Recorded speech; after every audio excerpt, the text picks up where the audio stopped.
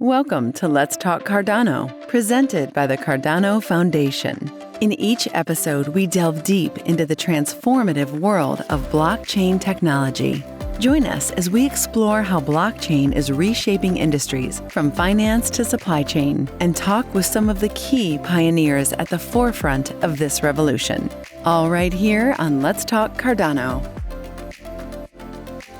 In this episode of Let's Talk Cardano, we speak with Temujin Louie, CEO of Wanchain, about how blockchain interoperability enables cross-chain asset transfers and supports communication between networks. Hello, good afternoon, Temujin. Thank you for making this happen. We had a couple of tries and errors, and now we finally made it. Welcome to the Let's Talk Cardano podcast. Thanks very much for having me. As they say, third time's always the charm. So I was very confident that it would all work out this time. Cool. So maybe let's start a little bit with you and Wanchain. Can you tell us a little bit about you and Wanchain? Yeah, absolutely. So my name is Temujin Louie. Most people call me Tam. I'm the CEO of Wanchain. I've been involved part-time with blockchain since around 2012, 2013, but didn't really kind of go all in as a career until 2017. Wanchain itself, some of you listening might have heard of us. We're a pretty old project, and we have been focused on blockchain interoperability since the earliest days of interoperability. Wanchain itself originally launched all the way back in 2017. And of course, Interop and the project itself has gone through many transformations over the years as blockchain itself has matured. But always it has been about interoperability, connecting chains, making sure that the chains can speak to one another, that data can pass from one to the other. And that has always been kind of the guiding light for Wanchain. What gave you the idea of doing an interoperability solution, and how did it look the first? I guess, was there a white paper in 2017? What was the first idea? As all projects from that era, definitely there was a white paper. And we're very proud to say. Not always. It could be yellow, pink, gray. Yeah, so there's different shades. I think yellow was always for the business side, and then the white paper was for the technical side. But okay. Yeah, so we had all of that, of course, and we're very happy to have been one of the few projects, not the only one, but one of the few projects from that era that has totally delivered on their white paper, and more so. One of the perks of surviving this long, I suppose. But really, it all just came down to, even back then, it was pretty obvious to us that the whole world wouldn't be able to run on a single chain. In fact, already at that time, there was already multiple chains. There was Bitcoin, of course. There was Ethereum. There was things like XRP Ledger, I think, even then. Well, it's definitely XRP Ledger. But from our perspective, specifically Bitcoin and Ethereum already being what they were, and we believed in the vision of both of them, that, okay, we're already in a situation where it's more than one chain. And so you're gonna need something to connect these two. So that was kind of the really earliest stages of that idea. Me personally, I was drawn to it because I was really, really brought into this industry by the dream, the romantic promise that the whole world would be able to run on blockchain, on decentralized tech, and soberly, I could see that, it'd be very difficult, if not impossible, for the whole world to run on a single chain. The scale of the things that are happening in the real world are just well beyond, even today, what a single chain can handle. So very, very pragmatically, one was not enough. Okay, cool. And could you speak about what was the first product or the first problem you wanted to address? Was it the interoperability Bitcoin, Ethereum, or what else? Yeah, so to be honest, our vision of interoperability back then, or a thesis, proved to be somewhat incorrect. So at that time, back to the white paper, the idea was that you could bring all these assets from the various chains to a kind of centralized location, another intermediary blockchain, and then you can have the assets kind of interoperate in this place. Now, over the years, I think it's much more popular now, and I agree with the way that the industry has gone in this direction, is that these kind of direct connections are more powerful. So if you want to interoperate between Cardano and Ethereum, those two chains should just be passing data back and forth. You shouldn't go to some third mysterious chain and interoperate there. So that's something that we've evolved with as well over the years. But in the earliest days, we had the thesis that you could have a public circle, a public square where everyone kind of joins in and interoperates there. So that's what the kind of white paper was about. That's why there's Wanchain L1 originally, the original vision for the Wanchain L1 blockchain. It itself began as a code fork of Ethereum, so it's EVM compatible. And so the first bridges that we ended up deploying were first, Ethereum to Wanchain. So this is an EVM to EVM type of setup. And the second was Bitcoin to Wanchain. So this is Bitcoin to EVM. And then over the years, we've expanded to a lot more chains. Today we support 50 plus chains. The mechanisms also have changed a few times over the years. Those earliest bridges actually use HTLC, so like hashed time lock contracts. And so whilst quite secure, not necessarily the most user-friendly thing, it required multiple transactions from the user to move assets both on the source and the destination chains. So we've made improvements on that side today. Today it's much easier to use. You mentioned those early efforts. I remember working on a side chain of Ethereum using the parity bridge. Is it this kind of thing that you're mentioning, or is it something else? Well, for our solutions, it didn't use parity itself, but those were cousins of ours, I suppose. I think parity was around like early 2018 or something like that. So around that time, the earliest concepts, probably 2016, projects really starting to design kind of early frameworks for interop, probably around 2017, establishing, concepts that today are very obvious, the so-called low-hanging fruit. But, back then the stuff didn't necessarily exist. So even Wanchain played like, it's always hard to tell, who is the first person to have done something. But, amongst the first people to establish even something as simple as like, what is a wrapped asset? What is a, lock and mint mechanism? Today, it's like, oh yeah, that's baby stuff. But, someone had to build it when that concept didn't exist. So that was really happening around 2017. But I think parity was probably more like 2018. Yeah, I was doing the parity bridge 2018.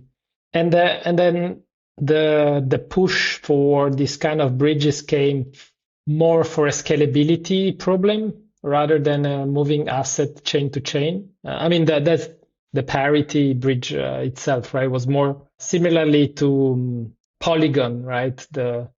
As the emergence of layer 2s and later on optimistic rollups, and then chain specifically designed with this kind of sharding embedded in their system, like Polkadot and Cosmos IBC. Yeah.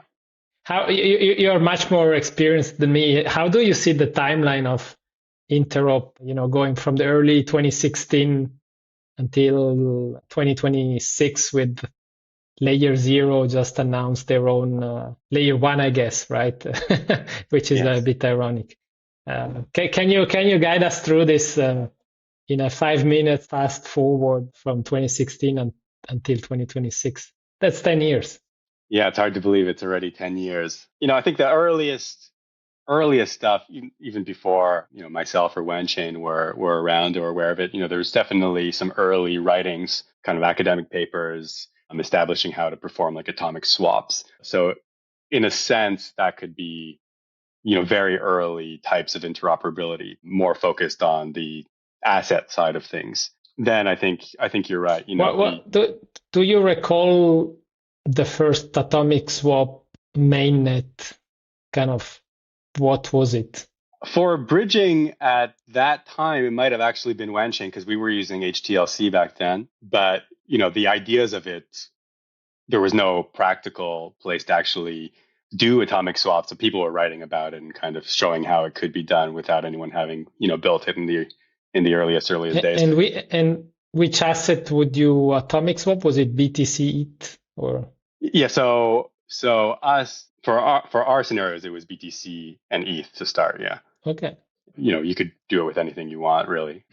But yeah, I think those atomic swaps, you could argue that that kind of was perhaps the start of the conversation around interop, which, like I mentioned, is more on the kind of the asset side. Then I think you're right. Then I think there was a lot of conversation about scaling, a lot of it or a lot of it around Ethereum, a bit around Bitcoin, to kind of scale these networks via side chains. In a way, side chains themselves, are the product of bridges. If you want to be not necessarily use 2026 understanding of bridging, but kind of more just like the technical piece of what bridges and interop are. So yeah, definitely side chains came up. I think this, like you said, is more about scalability.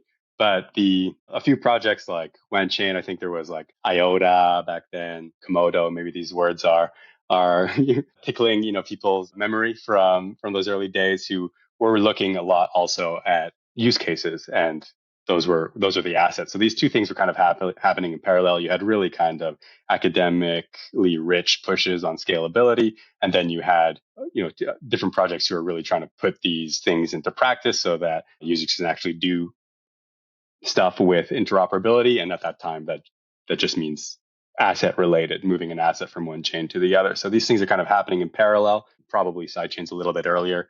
That's like your 2015 to 2017-ish window. I think 2018, Polkadot probably launched. So you're talking parity bridge. That was an interesting development because, Polkadot was really had interoperability in mind from the kind of earliest conceptions of the project. So, up to that point, we're dealing with a static situation where, okay, you have chains that are not interoperable. How do you make them interoperate? Polkadot, or Gavin Wood, was basically, we thought about it from the start. So you can have the idea of a relay chain and parachains that are all kind of sharing the security of the relay chain without having to worry too much about the baggage of like the previous era. Yeah, you have some ideas of you probably want to connect it to Ethereum and maybe Bitcoin, but those are kind of side things to the design. The core thing is like you have the relay chain and the parachains, and look at this beautiful interoperable system. That was around 2018. Then I think, that 19, 20, even going into 21 era, I think things are just getting mature. I don't really think you're necessarily getting like too much major innovation, but things are just becoming a little bit more usable, kind of culminating into that 21, 22 era where things really exploded. A lot of bridges popped up, really targeting retail. People are moving assets all over chains. EVMs are popping up left and right, and people are chasing, DeFi yields. And that's really kind of going crazy, probably in 2021, 2022-ish. And then right after that, the kind of conversation shifts a little bit. And after this big rush of token interoperability, even though the ideas were quite old, even I'm sure you were dealing with it in 2018 and about scalability and stuff, but from the retail perspective, they started being sold the idea of like cross-chain messaging rather than token bridges. And that's really where kind of today's big players like Layer Zero and Axelar are really kind of emerged, because, they were starting to show how you could deliver on the promise that a lot of other projects were talking about, where you could get, smart contracts on different chains to directly interoperate. So you could have like a smart contract on chain A, call a function call on a smart contract on chain B. So you can start to design, true cross-chain applications rather than just move assets. That was kind of the promise of these messaging platforms. And so that really brought a lot of excitement into interoperability. And, we haven't really changed much since 2023 in that sense. It's just some minor improvements, certainly at each protocol level, but we haven't not moved on to kind of like the next meta narrative for interops since that shift, as far as I can tell anyways. Hopefully that was okay for a summary. No, that was great. That was great. We can speculate at the end, in closing of the podcast, what's the future, right?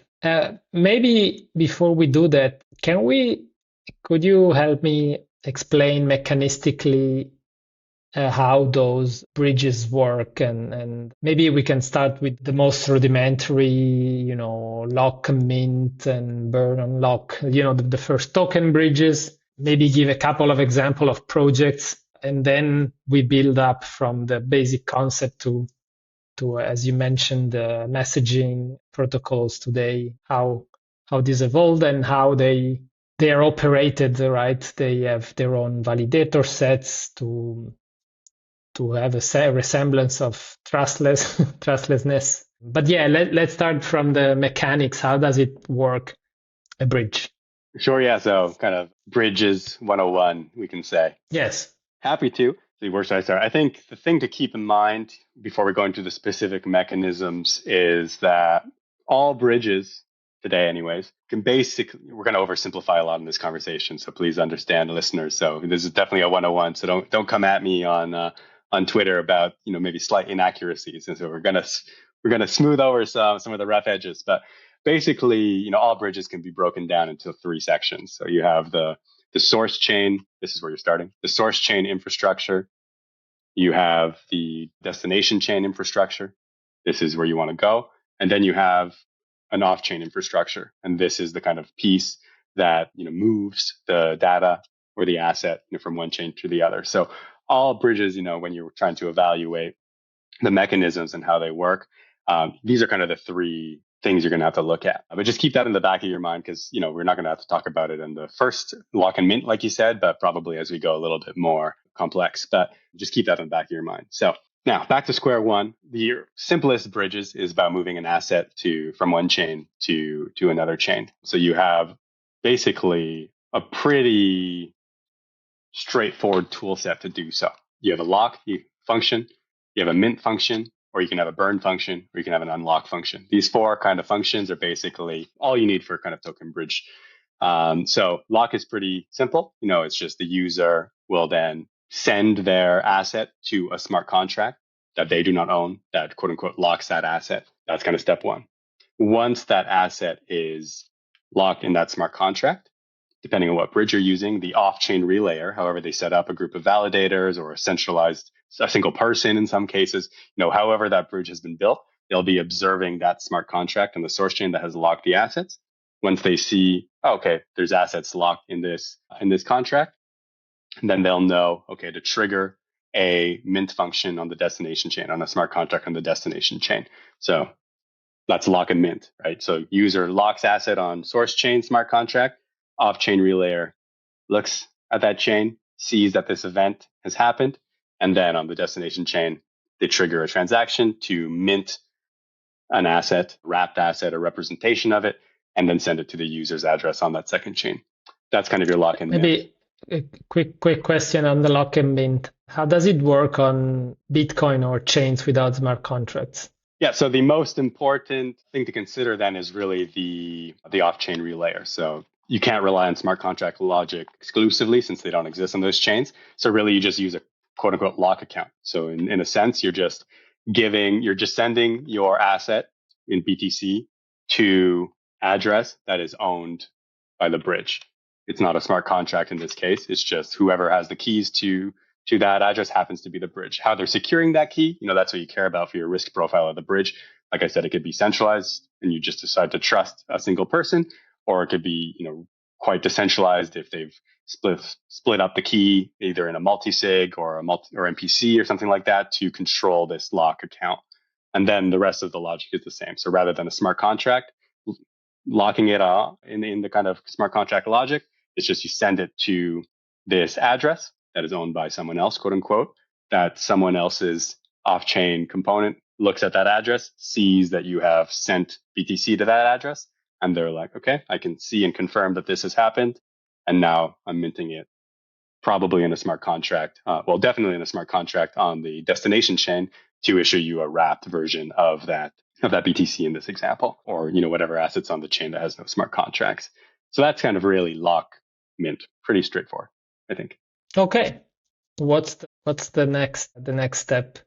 Is it general messaging, or is there? Well, that's way too big. That's way too big a leap. We got. Okay. What are the baby steps? What are the baby steps?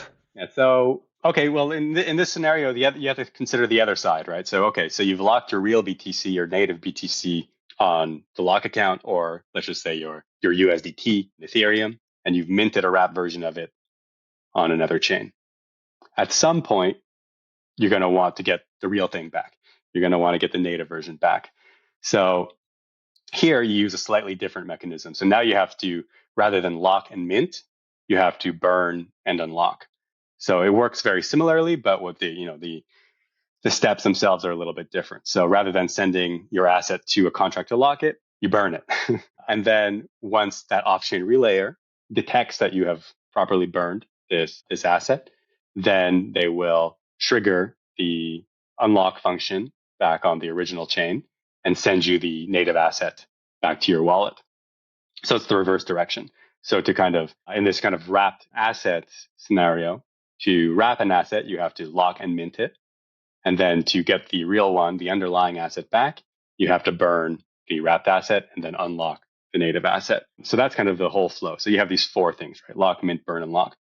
Then you can play around with it a little bit. Some assets like USDT is the biggest one, obviously, where you might not want, a version of that asset that's minted by some random bridge, because the real thing exists on both chains. So you just want to go from one version of the real thing to another version of the real thing. Or it might be like the ETH and all the L2s. You might want to have the, not some random wrapped ETH on Arbitrum. You want the one that is considered native on Arbitrum. So in this case, your third-party bridges can't mint that. The minting permission belongs to the owner of the assets. It'll be the official L2 bridge in the ETH example, or it'll be Tether in the USDT example. So in this case, mint and burn is not a good idea. If you can't mint it, and if you burn it, you're never getting it back. So in this case, you have to just use lock and unlock. So like I said, these are kind of the four. I mean, as a thought experiment, I think Charles Hoskinson made this. He said that, you can mint Bitcoin on Bitcoin, and then you could migrate it to another chain, right? So you could burn it. I don't know how smart of an idea this is. Yeah, I mean, migrate, bridge, a lot of it you get lost in words in a sense, but for BTC, ultimately, at the end of the day, the value will be the original version of the BTC. Yeah. You could burn some of that and make it unrecoverable and try to prove that this version of it on this other chain is the canonical version, but in practice it's not gonna fly. Yeah. So if you're dealing with native to native in that sense, you have the lock and the unlock in that case. So you won't be able to burn, you won't be able to mint it. So you lock it on the source chain. Same idea. The relay or the off-chain component is looking at the source chain, sees you've locked it, and now is unlocking it on the destination chain, which raises an interesting question, which is kind of the step 2 or step 3, wherever we are, where these are kind of very the actual functions are quite similar, but what's happening is quite different. In the one where you are locking and minting, really you have infinite liquidity in a sense, because as long as the user is willing to lock the native asset on the source chain, the bridge can mint the same number of a representative asset, a wrapped asset on the destination chain. So it doesn't matter if you're doing 1,000 USDT or 1 million USDT or 10 million USDT. For the bridge, it's all the same. You're just calling a smart contract on the destination chain. Okay, 1 wrapped USDT, 10, 100, whatever numbers I said, 1 million and 10 million. But if you're dealing in a native to native situation, then you have liquidity constraints that the bridge has to consider, and you become a so-called, vault-based bridge or liquidity bridge, depending on what kind of terminology you want to use, where the bridge in a native to native scenario needs to have access to pre-existing liquidity on both chains to allow the user to bridge. So because we're using a lock-unlock mechanism in this case, the lock side's easy. The user has the asset, they lock it in the smart contract. But to unlock something, it already has to be there, locked, waiting for you to unlock it. You can't mint it out of thin air the way a lock and mint bridge might do. So you have these kind of operational considerations to do in this, vault-based versus not vault-based kind of bridges. So that would be kind of the next big thing. And there's advantages to both. I think we spend a lot of time talking to Cardano community as well, and there's definitely, in a way, rightfully so, a bias towards the native version of an asset. Native is better. Cardano native tokens or native. It's safest. Yeah, and Wanchain holds the same opinion. If there's a native version of the asset on the chain, that's the one we want to use in our bridge, and we'll deal with the operational difficulties of trying to secure liquidity to make the bridge work. But there's real strong advantages to having a kind of a lock and mint mechanism as well, because that allows you to bring the value of an asset to a chain where that asset doesn't exist. And that itself is also a very powerful thing.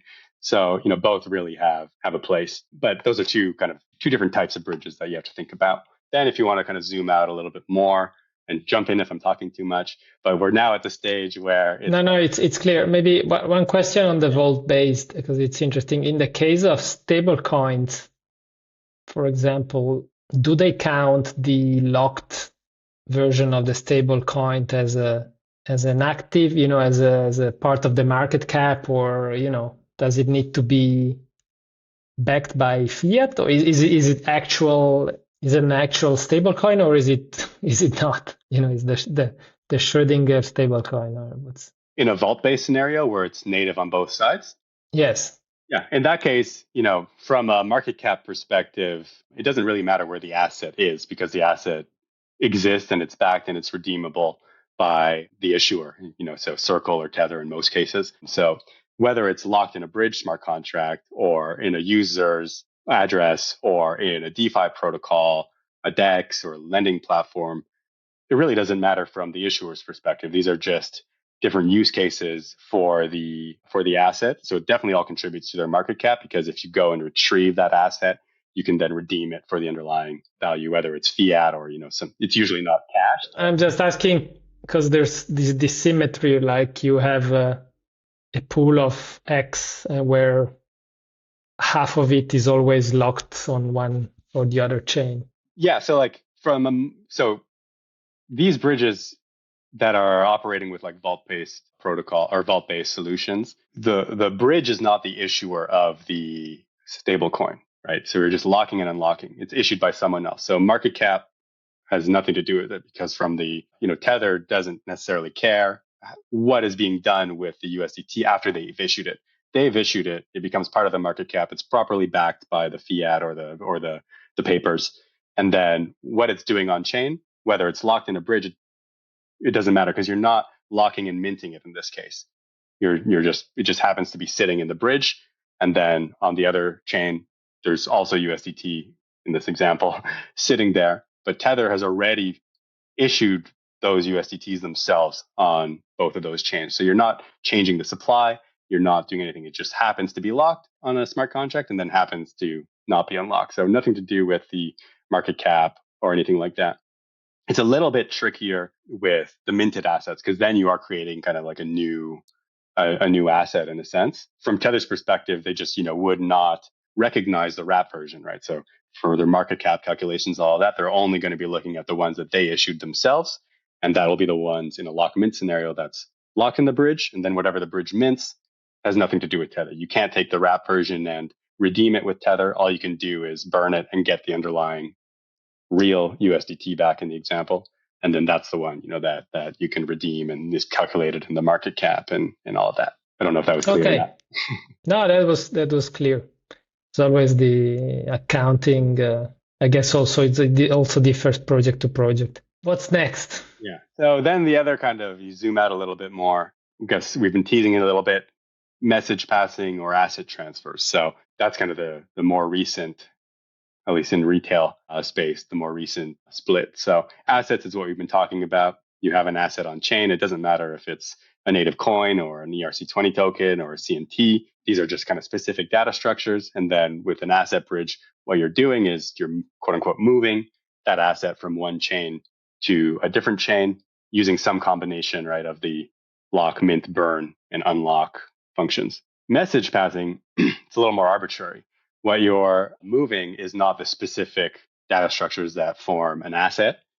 You're just you're providing the ability to move kind of, just oversimplify and say any type of data, arbitrary data. It could be anything you want. And then the kind of components of both these types of bridges are the same. That's what I laid out at the start. Right? You have the source chain infrastructure, you have the off-chain component, and then you have the destination chain infrastructure.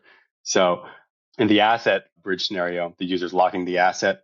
The off-chain component is looking at that smart contract, sees that that asset is locked, and then mints or unlocks. In messaging protocol, rather than locking an asset, there's some sort of data that's being written on chain on the source chain. The off-chain relayer is then looking at that data, sees that it's been recorded, and then is basically copy pasting it, oversimplify, to the destination chain. So now that same data, whatever it is, arbitrary as can be, is then now copy pasted onto the destination chain and basically sent to a target smart contract. Now, what smart contracts can do, is in a sense only limited by what the developers can think up. And so with the assets, it's clear. You lock an asset, you give an asset, you're done. With messaging, it's like, okay, you've written some sort of arbitrary data, you send it to a smart contract on the destination chain, and then what that smart contract decides to do with that data, with that input, is kind of really whatever the developer has decided to do with that target smart contract. So theoretically, you can do anything you want. That's why you have this really kind of romantic idea of, large, truly cross-chain applications where you have a smart contract in one chain sending arbitrary data to a smart contract on the second chain, and then that logic flow will just keep continuing on that second chain. In practice, it didn't turn out to be necessarily as romantic because people haven't really thought up what you can do with that besides build token bridges or cross-chain swaps. So what you have today is you have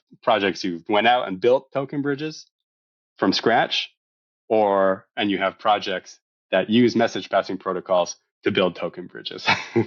Yeah, I was gonna ask what are the use cases like the most adopted for message passing, but it seems they have not taken off yet. Yeah, I think we might be kind of approaching a more depressing conversation, but you're absolutely right about that. The message passing protocols are more flexible in terms of what you could theoretically do, but people haven't really found anything broad strokes to do besides token bridges and cross-chain swaps. That would be kind of the one value add. The cross-chain swaps themselves have become a little bit more commonplace since message passing has arrived. But that might just be a bigger question of like, what is blockchain for besides assets, where we had dreams in the early days. But when we look at what people are actually doing on chain these days, it's all asset focused. And so I guess it's no big surprise that on the interop layer, we've also had trouble thinking beyond assets. And on the message passing protocols for the token swaps, do they use message passing, or do they use a more traditional lock, mint, burn on lock? For the cross-chain swaps you're talking about, right? So yeah, exactly. Like, I don't know, layer 0 or CCIP or whatever, Wanchain, those who have developed message passing for the plain vanilla, moving ADA to Ethereum, what do they use? Yeah, it's really definitely you're using message passing for the cross-chain swaps because there's some quote unquote arbitrary data or other data that's not purely the asset that you need to know when you're doing a cross-chain swap. With an asset, it's simple, right? You lock it and you mint the same number. So you don't really need to pass a lot of additional logic from the first chain to the second chain. It's pretty straightforward. But there's more nuance with a cross-chain swap, which you need to know. Like, for example, you need to know even something as simple like you've all used DEXs, like the user doesn't have an infinite appetite for slippage. So you're going to have some sort of limit on what kind of rate the user is willing to accept in that swap. You need to know the asset that the user wants to swap to. The user's only sending, let's say they want to go USDT to BTC. Maybe not the best example. Let's say USDT to ETH. Okay. The user's sending their USDT to the smart contract, but those smart contracts need to know on the destination chain that what the user wants to do is take the user's USDT, swap it to ETH, which is a different asset, know various things like the destination address, the slippage tolerance, all these kind of operational things. USDT on which chain? Not on Ethereum or? Right, yeah, you could do like USDT on Avalanche to ETH on Ethereum, for example. Or ETH on Solana. Let's make it more interesting. Yeah, or you can this is Cardano focus. So let's say you want to do USDT on Ethereum to ADA. Okay. You have all this other additional information that you need to pass through the whole bridge logic because let's say the swap is happening on Cardano. So it needs to know that, okay, the user has locked or given up custody, locked their USDT on Ethereum. And then you need to send a variety of instructions in a cross-chain swap. You're not just going to mint the same number of USDT and then you're done. No, the flow continues. So you need to know what is the receiving address. In this case, it's good because actually the address format itself is different. So you can't just copy the same address on Ethereum. You need to know slippage tolerance. You need to know that the user started with USDT. You need to know that the user wants to get to ADA. You need to probably specify which DEX on Cardano that the user is willing to, not the user necessarily, but the protocol is willing to swap with on Cardano. So you have all this additional information. So this is all being sent via message passing protocol. Then in certain cases, depending on what, in almost all cases, really, you also need to use the asset bridge. So if you're using like a Wanchain wrapped USDT on Cardano, just for example, the user, as part of this flow, locks their USDT in the cross-chain swap contract. Then the cross-chain swap contract needs to leverage the Wanchain bridge to mint the equivalent number of wrapped USDT on Cardano. And then that contract needs to receive, on the contract on Cardano needs to receive both the wrapped USDT as well as the supplementary instructions and information from the message passing protocol in order to execute a swap on like MinSwap, and then swap from USDT to ADA, make it legal in the sense that it's all within the restrictions that the user specified in terms of slippage and all of this type of stuff, and then send it to their receiving address on Cardano. If you're dealing with it's not going to be a great example with Cardano, but let's just say theoretically you have native USDT on Cardano, and so the Wanchain bridge or the cross-chain swap doesn't have the ability to mint the wrapped version, then it's the same idea. You still need a bridge and the message passing protocol, but you're going to be locking it on the source, locking the USDT on the source chain and unlocking it on Cardano. So the same kind of differences with the bridge part, but in most cases with cross-chain swaps, you need both bridges because you're dealing with assets, or asset bridges, sorry, because you're dealing with assets, plus message bridges because you need to transfer supplementary instructions. Okay, that was great explanation. Before we go in, how does this all work operationally and the security assumption? Any other concept in the evolution of interop? Yeah, I mean, in practice, that's kind of where realistically we are. We have a few theoretical developments, which I might not even necessarily be super well positioned to talk in, kind of an expert level, but definitely things like ZK Tech, is going to play. A lot of bridges are focused in that direction. Basically, if we go back to that original, very simplified model that I put up front, all bridges are some sort of source chain infrastructure, some sort of destination chain infrastructure, and some sort of off-chain infrastructure. We want to shrink the surface layer of that off-chain infrastructure. That's kind of when you get into conversations about, trustlessness or trust minimized designs. It's really about making that off-chain piece less and less important as you can. And so things like ZK Tech, there's work being done on that, but nothing's really ready for prime time. You're not out there really using, real ZK bridges yet or anything like that in most cases.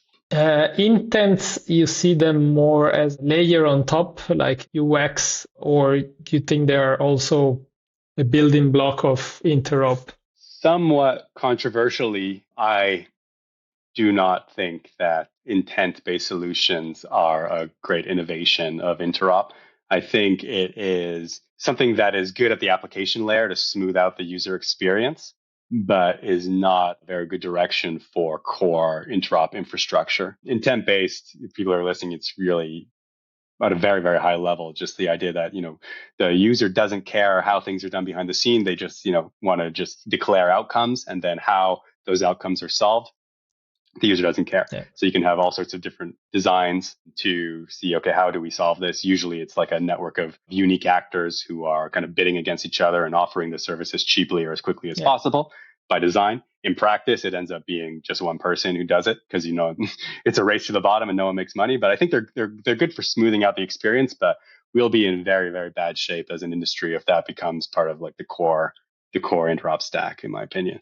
Yeah, I agree with you. And maybe, it's a bit like the DEX aggregator. This intent is more of interop aggregator, right? Like a router for your trades or your asset bridging. Even that, I think, is like a little optimistic in terms of how it's gone. Like, it'd be one thing if it was just an aggregator of other solid solutions, but really it almost always boils down to ending up just being like literally one person running an agent who's like solving these, we're still stuck in tokens, right? So if you're someone trying to bridge or do a cross-chain swap quickly, shockingly often it's literally one person running an agent on AWS detecting this and then, swapping those assets on a centralized exchange somewhere and sending it to the user.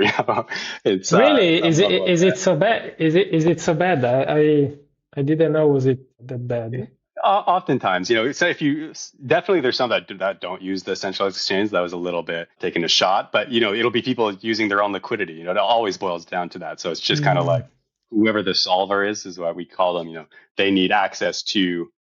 So put it for the listeners in slightly more tangible forms. Let's say I want to bridge USDT from Ethereum to Tron, whatever. That's a popular route. If you go through a third-party bridge, that could take quite a while. It could take 15 minutes, let's say.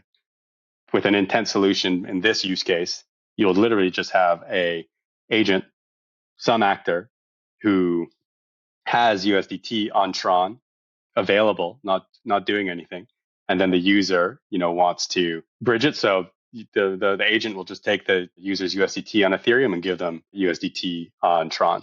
And so obviously that's a much quicker thing than trying to go through a whole kind of decentralized multiple layers of smart contract logic, waiting for finality in different chains. So the intent solver, will charge a little fee because they're taking on a risk, certainly, and providing a service. But, it's really more, for me, I call it application level innovation, not really something I want to core stack. What are the main intents, how can I say, platform, or is it, I was looking near, last time I checked, they are kind of took this niche and they're pushing on it, or you're muted, Temujin.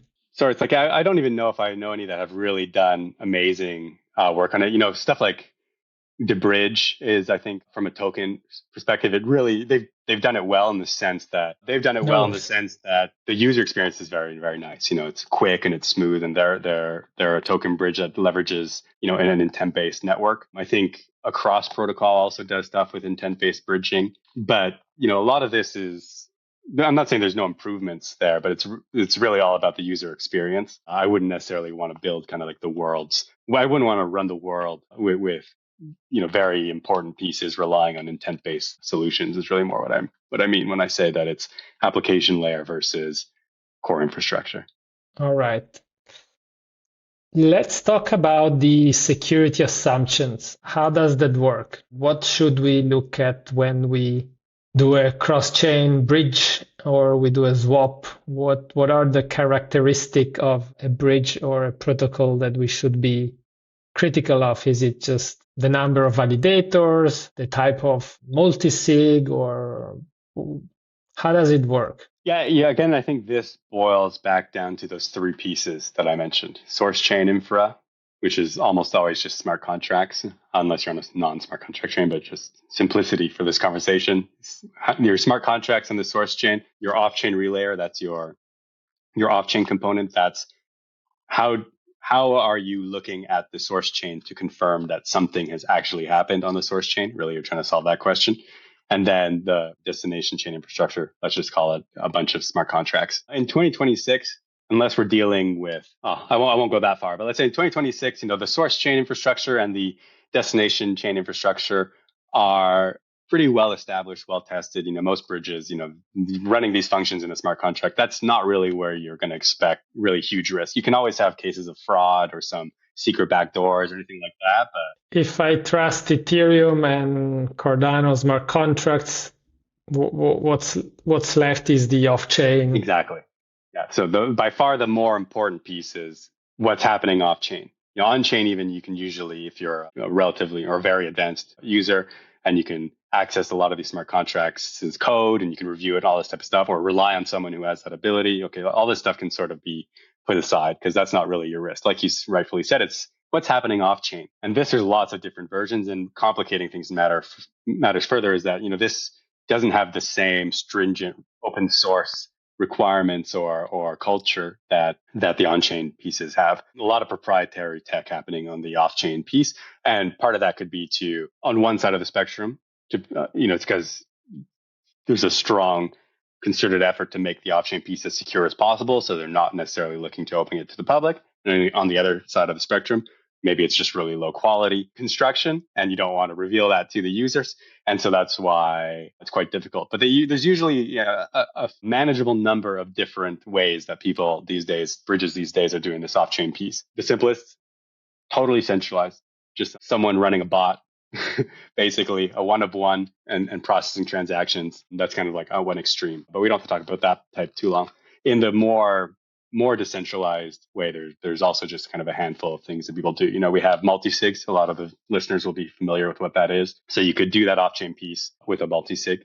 Basically, you have multiple different actors, whether they all know each other or not, will impact the risk profile of the bridge, how many there are, all these types of considerations. But basically, you have a bunch of different people who will be observing the source chain events, and then they see it, and then they sign a transaction saying that, yeah, we agreed to it. You pass some threshold, and then that smart contract will trigger the destination chain event, whether it's a mint or an unlock. So you have multi-sigs. You have MPCs. That's what actually Wanchain uses for our off-chain relayer, which is not so dissimilar from a multi-sig, but in the technicals, it's very different, but it's still the same idea. You have multiple different parties who, rather than each having their own private key and signing, you're generating a key kind of together and then you pass a certain threshold. You can basically conceptually think about it the same as an MPC, as the multi-sig, where enough people see what happens on the source chain, and then they sign a transaction together to trigger it on the destination chain. With these two, you really need to just think about how many participants are there, how the participants are selected. Those are really the two most important things. Of course, for MPC and stuff, you need to have confidence that the maths behind it and how the keys are generated are done properly. These are always tricky to talk about because we as an industry know how to do this. So it's not an unsolvable technical challenge. It's just from a user's perspective, it's almost impossible to independently confirm, has this been implemented properly or did they make human errors?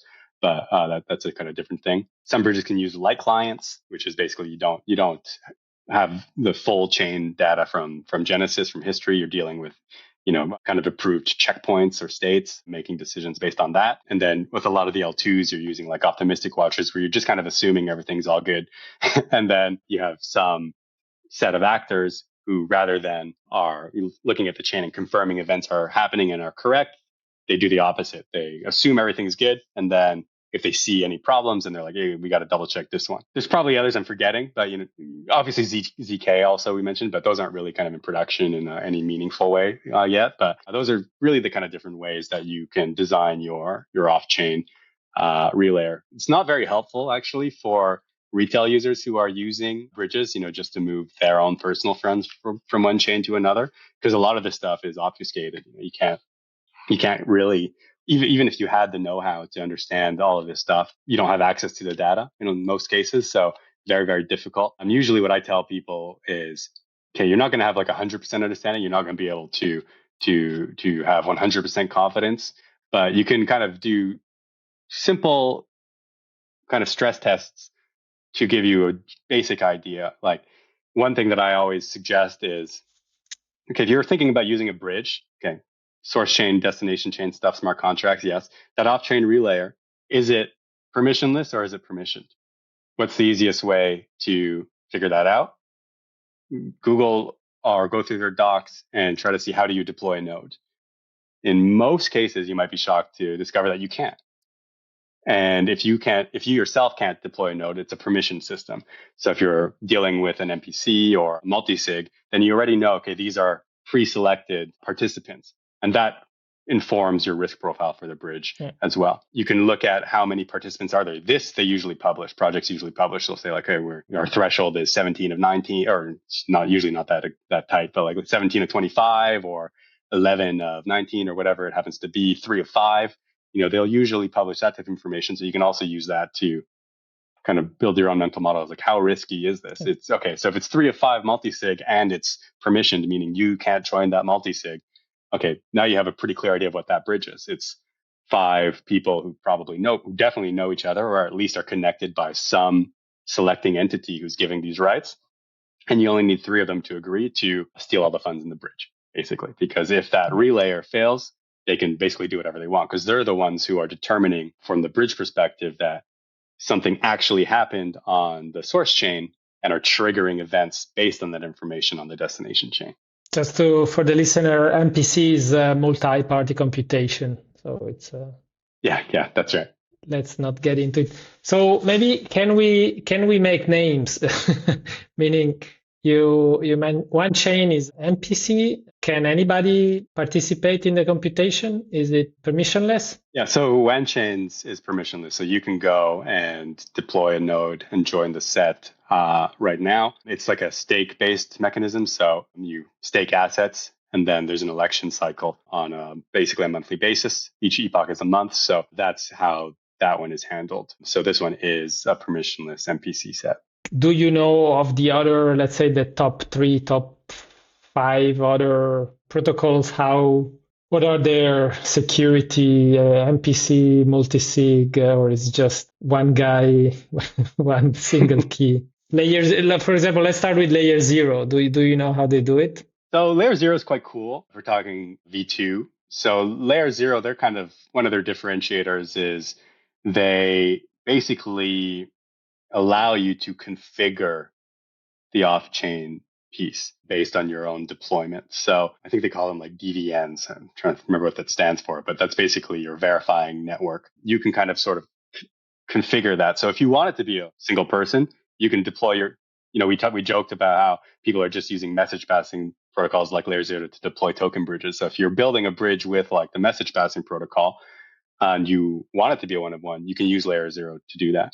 Theoretically, that means you can also make it as decentralized and permissionless as you want, so long as that might mean though that you have to build decentralized permissionless off-chain relayer from scratch and plug it into layer 0. So very, very high engineering threshold for that. Layer 0, I think, is the tech is very cool, though not a concern, because I also don't want to like paint this in the wrong light, because we joke also about the one-of-one, but one-of-one does not mean not secure. One-of-one could be maximally secure if you trust that one person. And in a lot of cases, especially at the enterprise level, maybe one-of-one is a little extreme, but when you maximize security, one way to do that is to sacrifice decentralization. So it's not necessarily that you have to be decentralized and permissionless to be secure. Definitely, I don't want that to kind of be the takeaway. So you could do layer 0 to make it as decentralized or decentralized as you want. In practice, I think something like 99% of the transactions that go through layer 0 either rely on their default in-house relayer or are run by the client themselves. And these are all decentralized, basically. Centralized, not decentralized. So in practice, most of the layer 0 transactions will be closer to a permissioned centralized set, either using the default layer 0 relayers, or like Tether uses layer 0 for like USDT 0. Another situation where a one-of-one, again, slight exaggeration, but a small set of centralized entities is put in to maximize the security. Because layer 0 trusts no one more. Tether trusts no one more than themselves. Same thing with Circle. So they put themselves in that position and then they're very comfortable. So that's kind of layer 0, but tech, very, very cool. I'm actually quite a fan. How about CCIP from Chainlink? The CCIP is a kind of a funny one too. They're all funny. Yeah, everyone is funny. Yeah. So they obviously have a pretty expansive Oracle network. So they leverage that Oracle network to do this off-chain relayer, because Oracles are very similar to bridges. If you want to be very loose with your definition of what a bridge is, you can just say like an Oracle is a bridge. But regardless, we don't need to get into that conversation right now. But so they leverage the existing Oracle network, but they have a permissioned set of nodes that act as a failsafe. So if you're really kind of boiling it down to the pure security profile of it, then it's best to treat it as a small permissioned set of nodes, because they have that fail-safe in place that can, freeze deployments and things like that. I think I'm kind of going outside of my own area of expertise here, but I think in the original kind of white papers and stuff like that, the CCIP ultimate vision is to be a little bit closer to layer 0, where a lot of these components become configurable to the specific client. But as I understand it today, you still basically default to this permission set of nodes below the larger Oracle network. Who else is out there? Wormhole, do you know? Yeah. Wormhole uses MPC as well. Theirs is a permissioned MPC network, so you can't go and deploy your own node.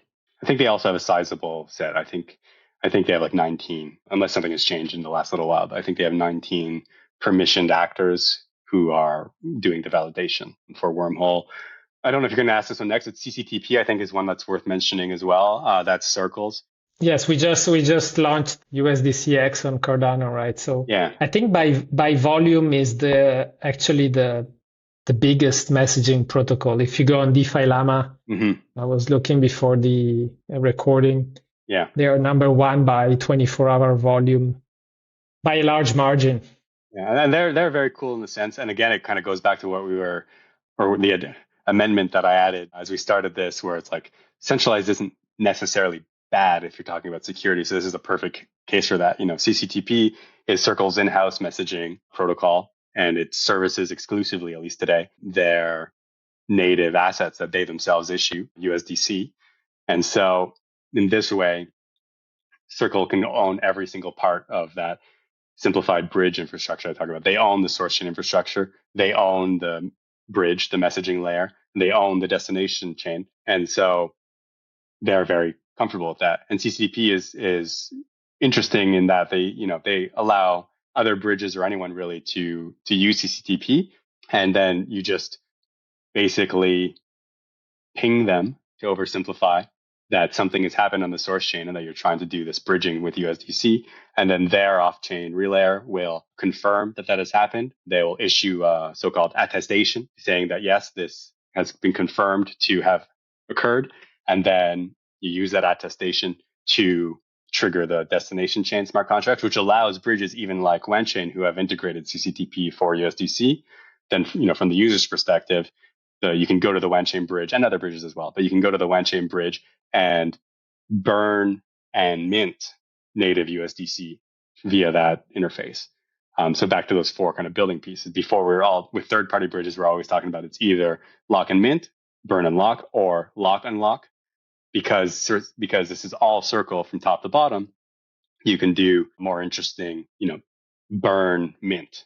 So you're actually removing it entirely different circulation on chain A, USDC from circulation on chain A, and minting new, redeemable, indistinguishable from native USDC, because it is native USDC on the destination chain. It's also quite cool. All right. We have spoken about the mechanics, the security assumptions. What went wrong in the past? There's a lot of stories of hacks and failures. And do you have on top of your mind a hack or an incident that we can kind of see what went wrong and what we've learned since? Well, I don't know about that second question, but I think everyone who has been, I think everyone who has been in crypto long enough can think of various bridge hacks that have occurred.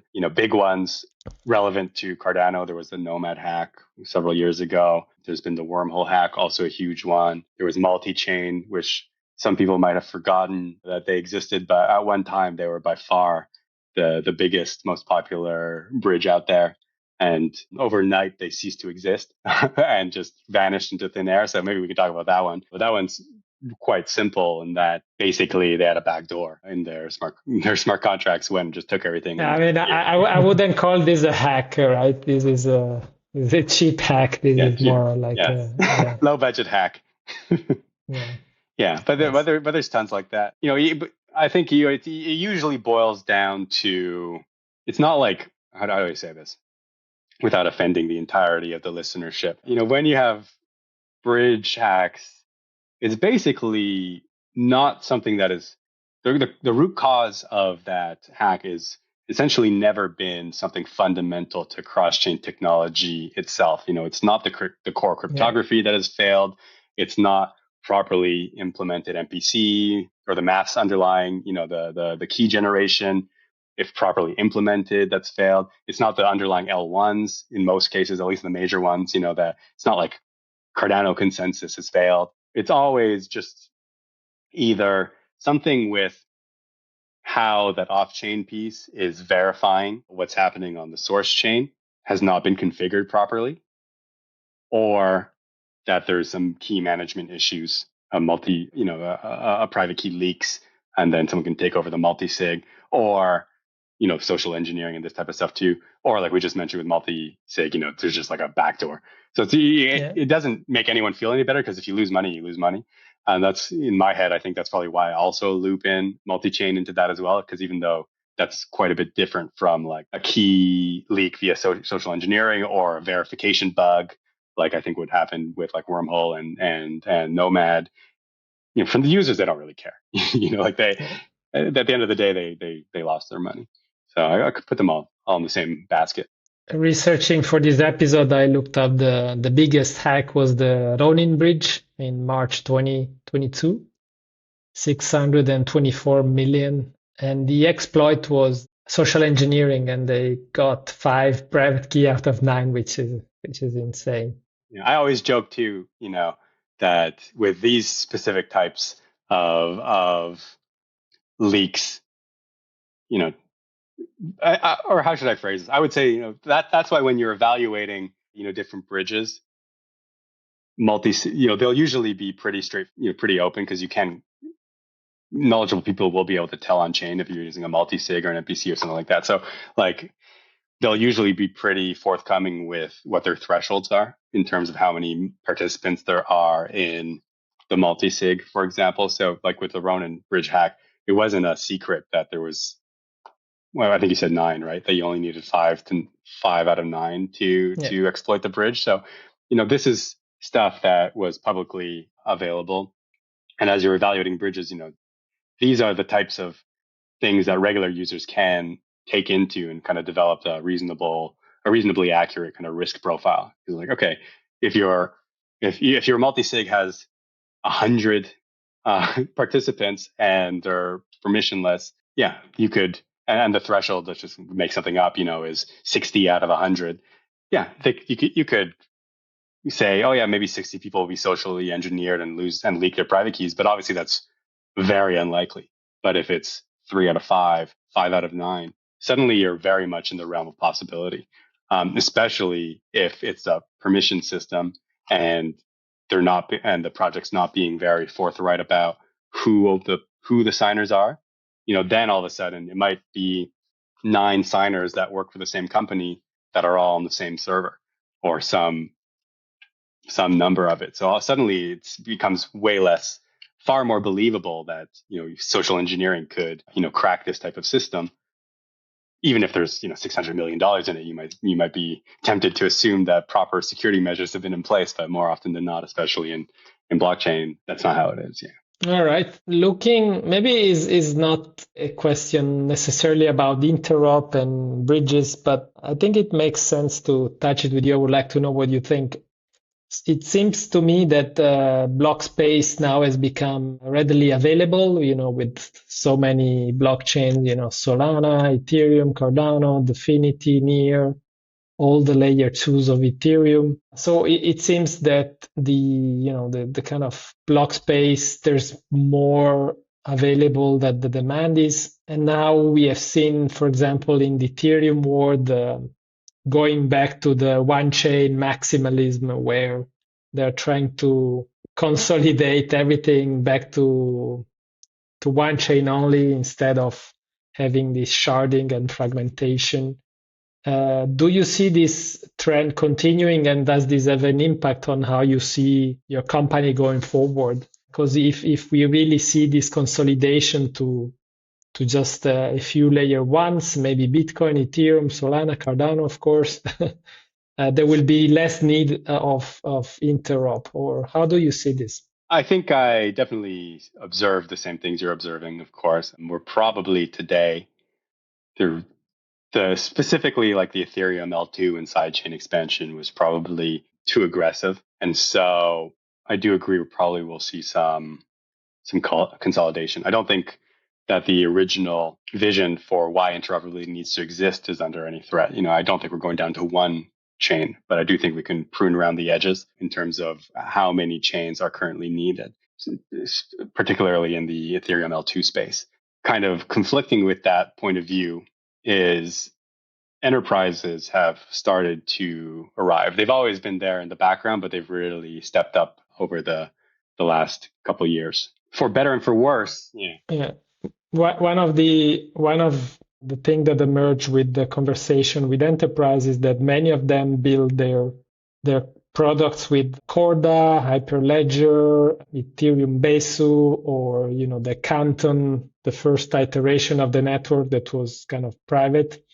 And they realized that doing something permission private chains defeats the purpose of a blockchain, right? You might as well use a central database. So now they are coming to the layer ones, and there's a lot of demand for either they start from scratch and they build on Cardano, Ethereum, Solana, or they're building interop bridges from those enterprisey blockchain, like Hyperledger is maybe the most famous, then Corda. Then things are happening in this direction. Yeah, absolutely. And I know you're very well aware of this history, but I think in the earliest days of enterprise, you definitely had this sense where the various enterprises were very keen to run their own blockchain, and they were like, "Oh, we can just get all of our clients to come on our chain."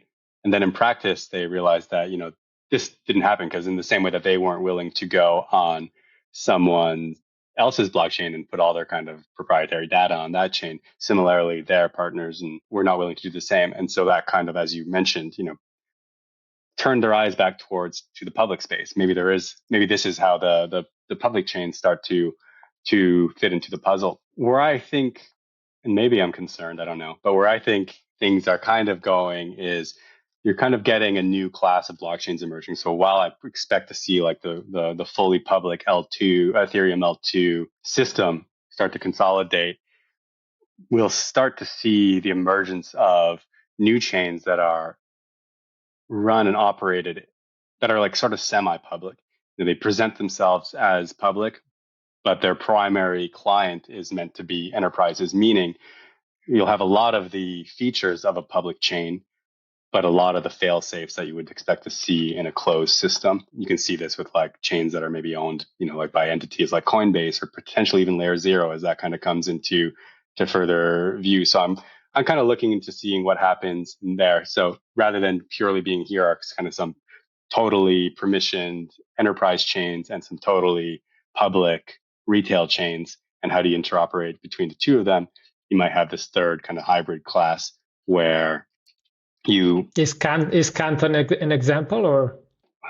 Canton's very cool. I think probably it'll be hard to replicate Canton, so they're almost in a category of their own. But I think their unique design probably comes from the same place, where they're a third party that is building a blockchain specifically to be compatible with permissioned use cases, which I think is really where a lot of the enterprises live.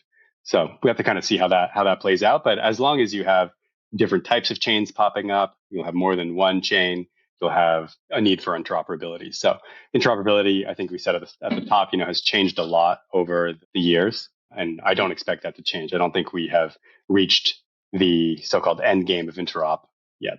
What do you think, maybe last question, what do you think is the end game? What's the biggest unsolved problem, or what do you think the future of interop in 5 years will look like? We're not going to get there in 5 years, but very long term, I think for the well-being of the industry, we need to get to the point where interop providers are they themselves interoperable.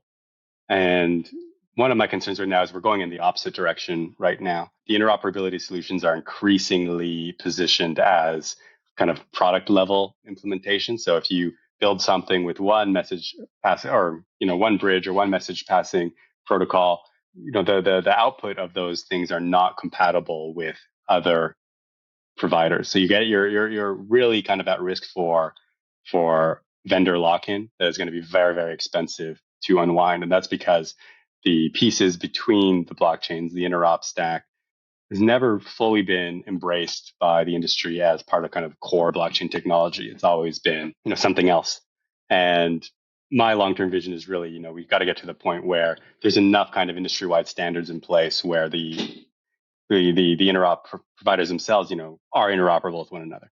Not super optimistic because we're not going in that direction. You're getting specific players who are getting very, very big with proprietary solutions. And more concerningly, I know that a lot of the big guys, they don't want industry-wide standards. They don't see the need because they're in such a powerful position. So all that to say, 5 years, I'm not super optimistic, but within that 5 years, I think there's still going to be some very exciting, interesting things happening. Right now, at the kind of retail level, I think chain abstraction has a lot of potential. We've really, as an industry, not been very good over the years for a lot of reasons at creating seamless user experiences. The idea of a wallet and needing to sign transactions and all that is maybe incompatible up till now with seamless user experience. But stuff like chain abstraction, I think will help smoothen a lot of that out. And that's the type of stuff that I expect to see, in the short term, where users really, they don't need to care. And most of them don't care really what chain their assets are on or what chain they're really using. Yes, you have like tribalism, things like that, but that's what I'm talking about. Like people who actually want to use applications. I fully agree with you, but I do think Cardano is one of the most decentralized layer one, right? And so it pains a little bit to me that if people don't care about which chains they're on, we might end up with more centralized chain or like decentralized. The whole purpose of a blockchain is, self-sovereignty, and we might get into, I don't care which chain I use, and then you use a very centralized chain where you have no self-sovereignty, right? That's the dark side of it. I'm worried we're going to end on a very somber note, because I do agree with a lot of what you said. At the top, I think I mentioned originally I was drawn into blockchain as a whole by this romantic promise of the whole world running on decentralized tech on blockchain and all the advantages that brings. I think as the industry has moved forward, and as you can see, I don't think you would say that on a whole, blockchains since the launch of Cardano and the blockchains that have followed have become, on the whole, more decentralized. As you said, Cardano even today is still amongst the most decentralized, certainly. Rather, we're seeing kind of the opposite. We're seeing a willingness to sacrifice decentralization for higher speeds, greater output, and I think and worry that is only going to that trend is only going to continue, especially now that enterprises are coming into play, and they've shown, rightfully or wrongly, that security is more important than decentralization to them, and they're not after some decentralization for decentralization's sake. They are more than happy to have fail safes in place and to be able to click stop and all these types of things that you might have to give up in 2026 to 2027 to really have super high throughput and with high security. So yeah, I don't want to end too somber. That's why I'm also hoping these same issues are reflected in interop. The market leaders are not promising maximum decentralization. That's not the pitch. The pitch is you, issuer, are in control, and that is somewhat incompatible with decentralization. All right, Temujin, that was awesome. Thank you very much. That was super insightful, and we should do this again in 5 years to see how accurate we were with our prediction. Thank you so much. Absolutely. And let me just say, I hope we were not accurate, that the industry takes a sharp left turn. Decentralization becomes the goal once again, and we can move forward in that direction. Thank you, Temujin. Thank you for joining us on Let's Talk Cardano. For more insights and deep dives into the world of blockchain, don't forget to subscribe and reach us at cardanofoundation.org, where you'll find extra resources and content on all things blockchain. Leave us a review wherever you enjoy podcasts. Follow us on social media and stay tuned for more coming soon.